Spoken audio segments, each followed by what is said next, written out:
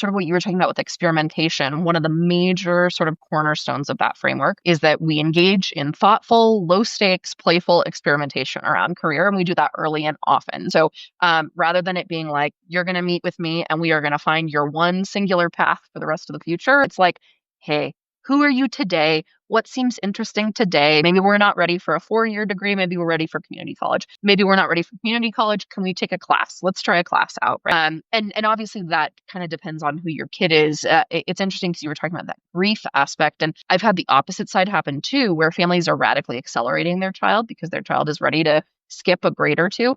And nobody talks to you about sort of the emotional fallout and the grief of like your child potentially going to college at 6 and what that can feel like for families too when they're expecting to have like their child in their house for a longer period of time or they have to really radically like change their lives around to be able to accommodate what it means to have a 15-year-old at college.